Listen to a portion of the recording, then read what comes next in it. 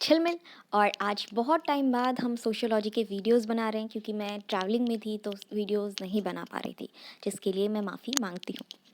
तो आज का हमारा सोशियोलॉजी का टॉपिक है gender dimension of social stratification. जैसे कि हम लोग स्ट्रैटिफिकेशन देख रहे थे बेस्ड ऑन एज, फिर रेशियल कल्चर, फिर एथनिसिटी, क्लास। अब हम देखेंगे कि जेंडर के बेसिस पे किस तरह से सोसाइटी में स्ट्रैटिफिकेशन घटित होती है। आज का हमारा मेंस का सवाल है, why is gender a dimension of social stratification? What are the different forms of gender stratification? Explain. तो जेंडर क्यों है एक डायमेंशन स्ट्रैटिफिकेशन के लिए? स्ट्रैटिफिकेशन को अगर हम लोग इंटरचेंजेबल करें तो इट इज़ बेसिकली इनइक्वालिटी। आज के समाज में भी कहीं ना कहीं अगर आप रूरल डायमेंशन में देखो तो कहीं ना कहीं वुमेन को जो है एक सबमिसिव रोल दिया गया है compare to that of man. जो मेन बोलते हैं वही पत्थर की लकीर होता है, जो घर के बड़े बूढ़े बोलते हैं, लाइक फादर हो गए, दादाजी हो गए, ससुर हो गए, वो जैसा बोलते हैं दैट इज़ पत्थर की लकीर compare to the women society. अभी आजकल के ज़माने में we are in a very neutral mode, जहाँ पे हम इक्वालिटी को, फेमिनिज्म को प्रमोट कर रहे हैं। लेकिन अभी भी कहीं ना कहीं अगर इंडियन सोसाइटी में डीप डाउन आप देखोगे तो ये जो है इनइक्वालिटी या स्ट्रैटिफिकेशन अभी भी कहीं ना कहीं आपको देखने को मिलेगा। सो इंट्रो में हम लिखेंगे कि gender stratification refers to the social ranking where men typically inhabit higher statuses than women. Often the term gender inequality and gender stratification are used interchangeably.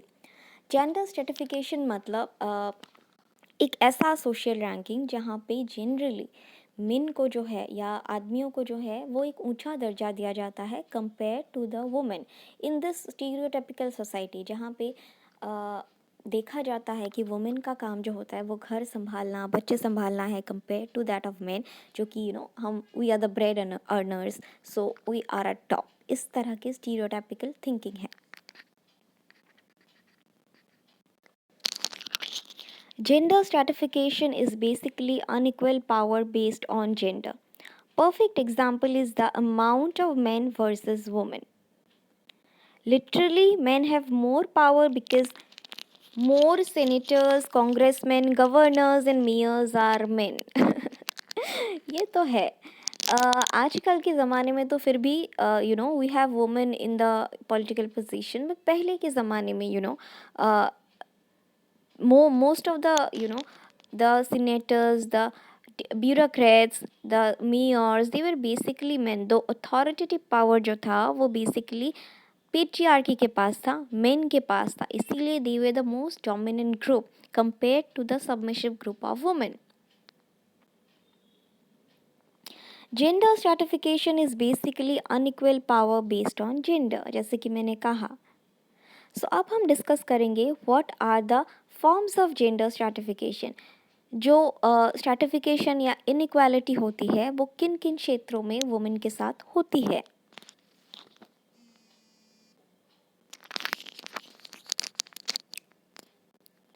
सबसे पहले जो होता है form that is women work longer than main.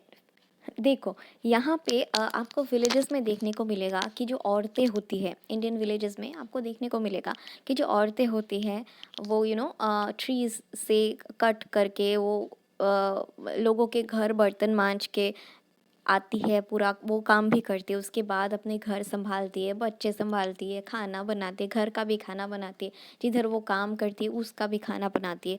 तो basically उनका work level जो होता है वो मेन से कहीं ज़्यादा होता है, क्योंकि उनको फाइनेंशियली भी अर्न करना है, घर का काम भी करना है। आपके घर में जो मेड है वो आप उनको देखते होंगे कि सुबह के आपका घर का झाड़ू पोछा ये सब करेंगी, बर्तन वगैरह करेंगी, फिर घर जाके अपना करेगी, फिर मतलब she has to work continuously. And women को तो फिर भी हॉलीडे भी नहीं मिलता। मेरी मम्मी को तो 24/7 काम करना पड़ता है, like Saturday Sunday every day is no holiday. मेरे को तो 2 दिन फिर भी छुट्टी मिल जाती है जहाँ पे मस्त सोती हूँ मैं, लेकिन मम्मा को तो कभी भी नहीं मिलता। She just has to work, खाना बनाना and all that, her work never ends. So, historically, men have greater participation in work outside home than women. But women, particularly of poor households, share unequally household duties in addition to economic production. जैसे कि मैंने कहा, जो गरीब घर के, जो rural environment के वुमेन होते हैं, उनको इकोनॉमिक कंट्रीब्यूशन भी करना पड़ता है क्योंकि चूल्हा नहीं जलता है ऐसे। उसके अलावा उनको अपनी हाउस होल्ड ड्यूटीज़ भी पूरी करनी पड़ती है, बच्चे संभालने होते हैं, खाना बनाना होता है, घर के काम करने होते हैं। मुझे तो सोच के ही चक्कर आते हैं कि कैसे करती होंगी ये mothers, they are the super powers. मेरे से तो थोड़ा दिन बर्तन धो के मेरे को चक्कर आ जाते हैं। Thus, they work longer than males. This kind of division of labor may be seen as the accumulation of labor on women as described by Amartya Sen. ये बुक आपको अगर टाइम मिले तो पढ़ना। अमर्त्य सेन की सारी जो बुक्स है वो बहुत ही क्लासिक होती है, तो अगर आपको टाइम मिले कभी, जो कि अभी तो बहुत मुश्किल है during a preparation days, after your free पढ़ना ज़रूर एक बार। इतना काम करने के बावजूद भी औरतों को वो कदर नहीं मिलती है। जब बोला जाता है कि मैं थक गई हूँ, जैसे कि टिपिकल फैमिलीज़ में बोला जाता है, जब वुमेन बोलती है कि मैं कितना काम करके थक गई हूँ। तुम करती ही क्या हो, दिन भर करना ही क्या होता है तुम्हें, जो स्टीरियोटिपिकल मेल होता है वो। काम तो हम करते हैं ऑफिस में बैठ बैठ के चाय पी के, that is the work we do, but औरतें करती ही क्या है, घर में बैठ के तो टाइम पास करती है। This is the stereotypical thinking. दूसरा फॉर्म ऑफ स्ट्रैटिफिकेशन है ओनरशिप इनइक्वालिटी। यहाँ पे जैसे कि आप देखते होंगे कि जो लॉन्ग जॉइंट फैमिलीज़ होती है, जो कंजर्वेटिव थिंकिंग की होती है, वहाँ पे ऐसे बाबूजी जैसे लोग होंगे, वो बोलेंगे कि बेटियाँ तो एक्चुअली पराया धन होती है, बेटियों को क्या ही दे हम। तो जो उनकी सारी प्रॉपर्टीज़ होती है वो बेटों को मिलती है, उनको मरने के बाद उनके जलाने का हक भी बेटों को मिलता है। This is kind of inequality in terms of ownership. उनकी जो भी ज़मीन जायदाद प्रॉपर्टीज़ एवरीथिंग वो सब बेटों को मिलती है। बेटियों को मिलता है क्या, दहेज में थोड़ा से पैसे एंड रफा दफा। लेकिन अभी तो खैर काफ़ी ज़्यादा अपग्रेडेशंस हो रही है। टचवुड मेरी फैमिली में तो ऐसा बिल्कुल नहीं है। मेरी फैमिली में इनफैक्ट बेटियों को ज़्यादा ही मिलता है कंपेयर टू माई भाई।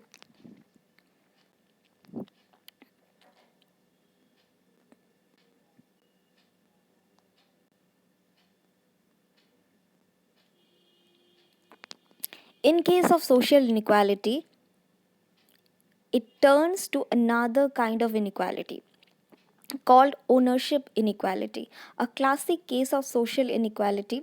In most of the societies, ownership over property and means of production rests mainly on the male members. जैसे कि मैंने कहा कि विरासत होती है कि बाप के बाद बेटे को मिलेगा, बिजनेस संभालना पड़ेगा, फैक्ट्री सारी बेटे को मिलेगा, तो ओनरशिप राइट्स जो होती हैं वो बेसिकली बेटे के अंदर ही होती है। The law of inheritance provides such ownership rights on male child, such denial coming out of hierarchical dualism within the family not only reduces the voice of women but also prevents them from participating in commercial, economic and social activities. Women को इस तरह से, जिस तरह से पीछे छोड़ा जाता है कि तू तो पराया धन है, तुझे क्या ही प्यार करें, है ना। जैसे स्टीरियोटाइपिकल या कंजर्वेटिव फैमिली में जैसे लड़के को बोला जाता है कि लड़के को पढ़ाएंगे, लड़कियों को तो शादी करके भेजना है, लड़का ही हमें देखेगा, तो लड़कियां क्यों हुई, उनके वॉइस को दबाया जाता है, उनको प्रियोरिटी नहीं दी जाती। कुछ कुछ फैमिलीज़ में तो लड़कियों को बेसिक नीड्स लाइक एजुकेशन भी नहीं दिया जाता।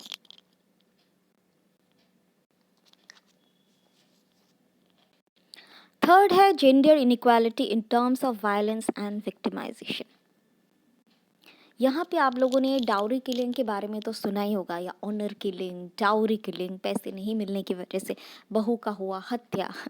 उसके बाद अगर किसी के साथ डोमेस्टिक वायलेंस होता है या फिर किसी के साथ मोलेस्टेशन होता है, तो उनको ही गलत समझा जाता है कि you wore short skirts that's why you are being molested. तो इस तरह से विक्टिमाइजेशन किया जाता है, वायलेंस होता है, लेकिन फिर भी उनकी आवाज़ को दबाया जाता है। आज भी बहुत जगह पे अगर किसी के साथ कुछ बुरा हुआ, then she is responsible for her, क्योंकि तुमने क्यों ऐसे बाहर गई तुम, बिकॉज इसी वजह से तुम्हारे साथ बुरा हुआ। तो this is a kind of thinking in such certain kind of a society. मैंने आज भी देखा है बहुत सारे कूल टाइप के बंदे होते हैं, they very modern, show very cool, but उनकी थिंकिंग इतनी चीप होती है, आज भी है ये। So dowry harassment is considered as an instrumental use of violence.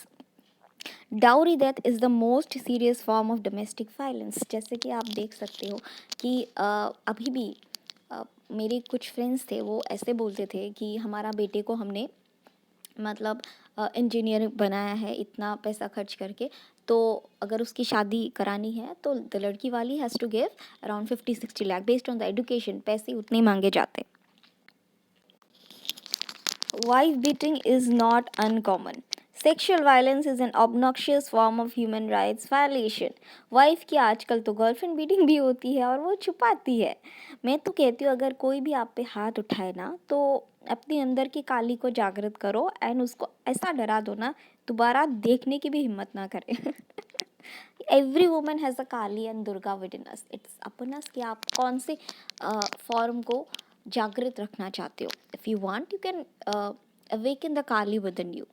तो मैं स्पिरिचुअल कोर्सेज करती हूँ, उसमें ये भी एक कोर्स है awaken the Kali with in you, किस तरह से अपने काली के फॉर्म को आप अवेकन कर सकते हो जिससे आप जो है अहिंसा या वायलेंस जो उठ रहा है उसको विनाश कर सकते हो। In addition, with the increase in poverty level, trafficking of women and children for sexual exploitation has become a high profit low risk stage trade for those who organize it। यहाँ पे वुमेन ट्रैफिकिंग, चाइल्ड ट्रैफिकिंग भी होता है क्योंकि इसमें investment नहीं होता है और प्रॉफिट बहुत ज़्यादा होता है। सेक्सुअल वायलेंस बहुत होते हैं, रेप केसेस बहुत होते हैं। There are many causes of such violence, dynamics of power and injustice। अभी हम देखेंगे कि सोशलिस्ट पर्सपेक्टिव से जेंडर स्ट्रैटिफिकेशन को किस एंगल में देखा गया है, like from the functionalist perspective and from the conflict perspective. Perspective का मानना ये है कि स्ट्रैटिफिकेशन इसीलिए ज़रूरी है between men and women to promote the division of labour. ऐसा होता है कि it looks into the society in a macro perspective. This is a macro perspective, like for example family का एग्जांपल ले लेते हैं, तो डिवीजन ऑफ लेबर हो जाएगा कि वुमेन को अगर बताया जाएगा कि आप ये पोर्शन ले, घर संभालना, बच्चे संभालना कर लो, मैं पैसे इनकम करने का कर लूँगा, तब हमारा संसार बैलेंस रहेगा। फंक्शनलिस्ट ऐसे सोचते हैं कि division of labour is necessary to increase the productivity and to maintain the balance in the society. तो फंक्शनलिस्ट पर्सपेक्टिव का ये मानना है कि हम साथ साथ हैं, मतलब सब मिल बांट के काम करेंगे तो प्रोडक्टिविटी जो है वो और इंक्रीज होएगी। So the functionalist perspective see society as a complex system without parts whose parts work together to promote solidarity and stability. This approach looks at society through a macro level orientation and broadly focuses on the social structure that shapes society as a whole. This theory suggests that gender inequalities exist as an efficient way to create a division of labor or as a social system in which a particular segment of the population is clearly responsible for certain acts of labor। जैसे कि मैंने कहा, this is a social system, male is responsible for this particular part, female is responsible for this particular part. जो functionalist perspective होता है वो ऐसे नहीं देखता कि आधा आधा, वो it vision social society as a whole in the macro level.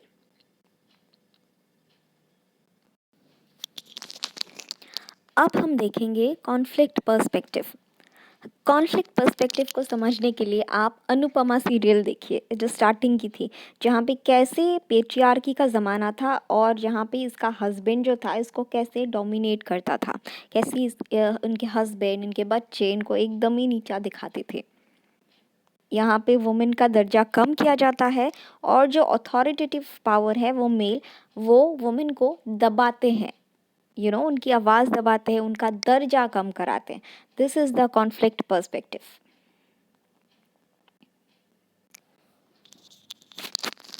So, conflict theory suggests that men, as the dominant gender, subordinate women in order to maintain power and privilege in society. Conflict theory asserts that social problems occur when dominant group mistreats subordinate ones and thus advocates for a balance of power between genders. यहाँ पे मैंने अनुपमा का example दिया जहाँ उसके पति, I don't know उनका नाम क्या था, बट उन्होंने उनको एक तरह से एकदम मिसट्रीट किया था, उनको नौकर की तरह ट्रीट किया था. He was having an extra marital affair and some kind of stuffs. मेरी मॉम की फेवरेट शो है वो, सो कभी कभी देख लेती थी मैं भी. सो यहाँ पे इनको बहुत वो ट्रीट किया जाता था, ये तो पढ़ी अनपढ़ गवार, ये ट्रीट है, ये है, वह है. दिस इज़ कॉन्फ्लिक्ट पर्सपेक्टिव, जहाँ मेन को जो है भगवान माना जाता है एंड वुमेन को नौकर मनाया जाता है. Men, like any other group with a power or wealth advantage in conflict theory, fought to maintain their control over resources. ये तो हमने देखा है किस तरह से मेन को रिसोर्सेज पे कंट्रोल मिलता है, ओनरशिप ओनरशिप मिलता है उनको, बाप की ज़मीन जायदाद सब कुछ मिल जाता है बिना मांगे ही. अब बात करते हैं हम हमारी कंक्लूजन के ऊपर. जैसे कि मैं हमेशा बताती हूँ कि मैं कंक्लूजन एक्सप्लेन नहीं करती हूँ. आपको जो भी समझ में आया आप अपने हिसाब से कंक्लूजन लिखिए. ये है हमारे वीडियो का एंड. आज के लिए बस इतना ही.